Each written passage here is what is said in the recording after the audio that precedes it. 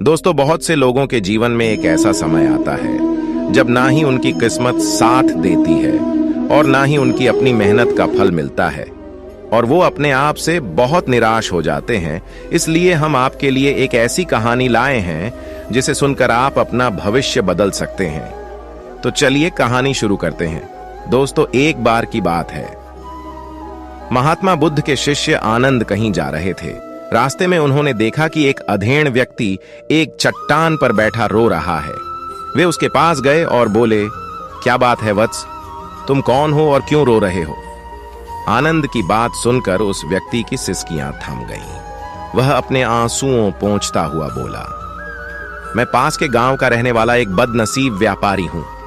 मैं जो भी काम करता हूं वह बिगड़ जाता है। व्यापार के चक्कर में मैंने अपनी पत्नी के गहने गंवा दिए, मैंने अपने परिवार को भी खो दिया, यहां तक कि मेरा घर भी गिरवी पड़ा है। मुझे तो लगता है कि मैं किसी काम का नहीं हूं, मेरी किस्मत ही खराब है। उसकी बात सुनकर आनंद बोले, तुमसे किसने कहा वत्स कि तुम्हारी किस्मत खराब है? जरा मैं भी तो जानूं कि तुम्हारी किस्मत में क्या खराबी है। वह व्यक्ति बोला, पहले मैं खेती करता था, पर हर साल उसमें घाटा होता था। कभी सूखा पड़ जाता तो कभी ज्यादा बारिश के कारण फसल बर्बाद हो जाती। इससे परेशान होकर मैंने व्यापार करने का निश्चय किया। मैंने पत्नी के गहने बेचकर अपना व्यापार शुरू किया, लेकिन मेरा व्यापार नहीं चला। शुरू में परिवार वालों ने मेरा साथ दिया, लेकिन जैसे जैसे मुझे नुकसान होने लगा, मेरे परिवार वाले भी मुझसे दूर हो गए। मैं यह सब उनके लिए ही कर रहा था, लेकिन अब वे लोग मुझे देखकर नजरें फेर लेते हैं और मुझे ही मेरे परिवार की दुर्दशा का जिम्मेदार ठहराते हैं। उस व्यक्ति ने एक लंबी सी सांस ली और फिर बोला, मेरा एक मित्र है, उसने भी मेरे साथ अपना व्यापार शुरू किया था। उसका व्यापार अच्छा चल रहा है। वह जब भी मेरे घर आता है तो अपनी सफलता की कहानियां सुनाता है। उसकी बातें सुनकर मेरे घर वाले भी कहते हैं कि उसे देख और कुछ सीख। हमें तो लगता है कि तेरे वश का कुछ भी नहीं है। उन लोगों की बातें सुनकर अब तो मुझे भी लगने लगा है कि शायद मेरे वश का कुछ भी नहीं है। अब तो मुझे अपना जीवन ही व्यर्थ लगने लगा है। मेरे मन में ख्याल आता है कि अपना जीवन समाप्त कर लूं। मैं यहां आया भी इसी इरादे से था, लेकिन हिम्मत नहीं कर पाया, इसीलिए यहां एकांत में बैठा विलाप कर रहा था। आनंद बोले, ओह, तो ये बात है। वैसे क्या तुम इसके अलावा कुछ और भी कहना चाहते हो? उनकी बात सुनकर वह व्यक्ति बोला, एक ओर मेरा हर काम खराब हो जाता है, दूसरी ओर मेरा मित्र है जो हर समय मुझे नीचा दिखाने का प्रयत्न करता रहता है। मुझे समझ में ही नहीं आता है कि मैं क्या करूं। आनंद बोले, क्या तुम अपने मित्र की बातें सुनकर दुखी हो जाते हो? फिर उस व्यक्ति ने बोला, हाँ, मैं उसकी बातें सुनकर स्वयं दुखी हो जाता हूं। आनंद ने पूछा, तुम्हें किस बात का दुख होता है? अपने असफल होने का या फिर मित्र के सफल होने का? उनका सवाल सुनकर वह व्यक्ति एक पल के लिए सोच में पड़ गया।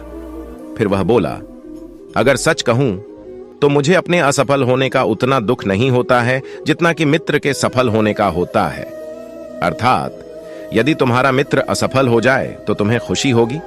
आनंद ने प्रश्न किया। वह व्यक्ति बोला, हां, मुझे बहुत खुशी होगी। इसका मतलब है कि तुम्हारी खुशी तुम्हारे मित्र पर निर्भर है। आनंद बोले, अगर वह चाहे तो तुम्हें खुश कर सकता है और अगर वह चाहे तो तुम्हें दुखी कर सकता है। तुम स्वयं से न तो खुश हो सकते हो और न ही दुखी हो सकते हो। अर्थात तुम अपने मित्र के गुलाम हो गए हो, इसलिए तुम्हारा कुछ नहीं हो सकता। उसके बाद उस व्यक्ति ने हाथ जोड़कर बोला, ऐसा न कहें महात्मन, आपकी बातें सुनकर मुझे कुछ आशा बंध रही है। आनंद बोले, जब हम किसी से आशा बांध लेते हैं तो उस पर निर्भर हो जाते हैं। ऐसे में हमारी खुशी और दुख भी उस पर निर्भर करने लगता है। इससे बेहतर है कि तुम अपने आप से आशा बांधो। जब तुम ऐसा करोगे, साथ ही पूरे जतन से काम करोगे, तो तुम्हें सफलता अवश्य प्राप्त होगी। कहते हुए आनंद ने एक पल के लिए उस व्यक्ति की ओर देखा, फिर अपनी बात आगे बढ़ाई। तुम्हें लगता है कि तुम्हारा मित्र तुम्हें दुखी करने आता है, पर अगर विचार करो तो वह बातें तो सच्ची ही कहता है। वह अपने संघर्ष और अनुभव की बातें बताता है। तुम उन बातों से बहुत कुछ सीख सकते हो। तुम्हें इसके लिए उसका धन्यवाद करना चाहिए कि तुम्हें घर बैठे कुछ अनुभव मिल रहे हैं। तुम उन अनुभवों का लाभ उठाओ, नई शुरुआत करो, कर्म करते जाओ, हार मत मानो। एक दिन तुम्हें सफलता अवश्य मिलेगी। आज तुम जिसे अपना बुरा वक्त या बुरी किस्मत कह रहे हो, एक दिन यह बदल जाएगी। इसी के साथ तुम्हारे विचार भी बदल जाएंगे। और देखना, जब तुम्हारा अच्छा वक्त शुरू होगा तब तुम्हारा मित्र भी तुम्हें अपनी सफलताओं की कहानियां नहीं सुनाएगा, तब वह अपनी असफलताओं की बातें बताएगा ताकि तुम उसकी बातें सुनकर भ्रमित हो जाओ, तुम्हारा आत्मविश्वास हिल जाए और तुम गलत निर्णय ले सको। लेकिन उस समय भी तुम्हें अपनी बुद्धि का प्रयोग करना होगा। तुम्हारा मित्र जैसे आज तुम्हें दुखी करने आता है, उसी तरह उस समय भी वह तुम्हें दुखी करने आएगा, क्योंकि जिस तरह उसे दुखी देखकर तुम्हें मजा आता है, उसी तरह उसे भी तुम्हें दुखी देखने में उतना ही मजा आता है। वह व्यक्ति बोला, आपने सही कहा, लेकिन मेरा सबसे बड़ा दुख यह है कि मेरे परिवार के लोग भी इसमें शामिल हैं। वास्तव में मैं तो अपने परिवार के लिए अच्छा करना चाहता था, लेकिन वे लोग भी मेरी बात नहीं समझते हैं। वे भी मुझे गलत कहते हैं और अब तो वे मेरे साथ भी नहीं हैं। आनंद बोले, मैं सब समझ गया। तुम सांत्वना चाहते हो। वास्तव में इस दुनिया में सभी लोग सांत्वना ही चाहते हैं। हम चाहते हैं कि हम जब भी कुछ करें तो लोग हमारी प्रशंसा करें, लेकिन आम तौर से ऐसा नहीं होता है, इसलिए हम दुखी हो जाते हैं। हमें लगता है कि हमारे मित्र, परिवार वाले सब मतलबी हैं। लेकिन तुम अगर किसी को अपना परिवार मानते हो और उसके लिए कुछ करना भी चाहते हो, तो तुम्हें ऐसा क्यों लगता है कि तुम दूसरों के लिए कुछ कर रहे हो? वास्तव में तुम अपनी खुशी के लिए कर रहे हो। इसीलिए परिवार के लिए कुछ करना वास्तव में अपने लिए ही करना होता है। लेकिन अगर ऐसा करते समय तुम्हें लगता है कि तुम दूसरों के लिए कर रहे हो, तो तुम दुखी रहोगे। और अगर तुम्हें लगता है कि तुम अपने लिए कर रहे हो, तो तुम खुश रहोगे, क्योंकि जब तुम अपने लिए कुछ अच्छा करते हो या करना चाहते हो, तब तुम्हें सांत्वना की जरूरत नहीं पड़ती है। आनंद की बातें सुनकर उस व्यक्ति के चेहरे के भाव बदल गए। वह बोला, आप सही कह रहे हैं, मैं समझ गया हूं।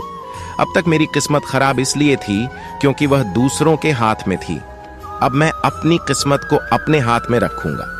मैं फिर से प्रयत्न करूंगा, पूरे मन से काम करूंगा, और जब तक सफलता नहीं मिल जाती, चैन से नहीं बैठूंगा। उस व्यक्ति की बात सुनकर आनंद मुस्कुराए और उसे एक छोटी सी डिबिया देते हुए बोले, इस डिबिया को हमेशा अपने पास रखना। इसमें एक ऐसा राज है जो तुम्हें बड़े से बड़े दुख से भी बाहर निकाल लेगा। लेकिन इसे तभी खोलना जब तुम्हारे जीवन में कोई रास्ता न सुझाई दे और तुम्हें लगे कि सब व्यर्थ है, ये दुनिया व्यर्थ है और यहां रहना भी व्यर्थ है। उस व्यक्ति ने आनंद को धन्यवाद दिया और डिबिया को लेकर चला गया। उसने नए उत्साह के साथ फिर से अपना व्यापार आरंभ किया। उसका व्यापार चल निकला। अपनी मेहनत और लगन के बल पर वह एक बड़ा व्यापारी बन गया। परिवार वाले भी उसके साथ आ गए और उसका जीवन हंसी खुशी बीतने लगा। अब वह बीते हुए समय का रोना छोड़ चुका था और वह भविष्य की भी चिंता नहीं करता था। बस अपने वर्तमान को संवारने में लगा रहता था, और जो कुछ भी वह करता था वह अपने लिए करता था, अपनों के लिए करता था। इसलिए वह प्रसन्न था। उसके जीवन में अब कोई दुख नहीं था। लेकिन वक्त हमेशा एक जैसा नहीं रहता है, वह बदलता रहता है। उसके जीवन में भी बदलाव आया। एक दिन उसके राज्य पर पड़ोसी राजा ने चढ़ाई कर दी। उसने इस राज्य पर अपना कब्जा कर लिया। उसके सैनिकों ने चारों ओर लूट मार मचा दी।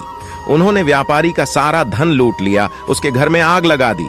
जान बचाने के लिए उसे अपने परिवार के साथ वहां से भागना पड़ा। वह व्यक्ति अपने परिवार के साथ कई दिनों तक इधर उधर भटकता रहा। वह दाने दाने को मोहताज हो गया। उसका बच्चा बीमार हो गया। इलाज के अभाव में वह तड़पने लगा। यह देखकर उसका हृदय चीत्कार कर उठा। वह कैसे अपने बच्चे का इलाज कराए? उसके पास तो खाने के लिए भी पैसे नहीं थे। ऐसे में उसे एक बार फिर निराशा ने घेर लिया। उसे लगने लगा कि उसका जीवन व्यर्थ है, सारी दुनिया व्यर्थ है, किसी भी बात का कोई मतलब नहीं है। भले ही आप जीवन में कितना भी कुछ कर लो, कितनी भी सफलता हासिल कर लो, पर अंततः यह जीवन समाप्त ही होता है। तो फिर ऐसे में जीवित रहने का क्या फायदा? इससे तो अच्छा है कि वह अपना जीवन समाप्त कर ले। लेकिन तभी उसके दिमाग में आनंद की दी हुई डिबिया याद आई। उसने उत्सुकता के साथ उसे खोला। डिबिया के भीतर एक पर्ची रखी हुई थी। पर्ची पर कुछ लिखा हुआ था।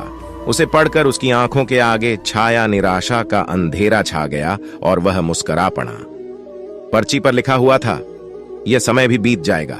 उसने डिबिया को अपनी मुट्ठी में भींच लिया और एक नई शुरुआत के लिए उठ खड़ा हुआ।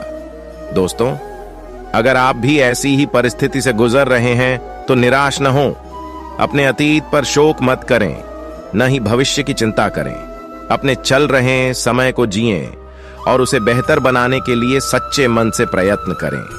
यकीन जाने, जल्दी ही आपकी किस्मत भी बदलने वाली। जरूर बताएं। चैनल को सब्सक्राइब जरूर करिए, लाइक करें, अपने दोस्तों में परिवार में शेयर करें।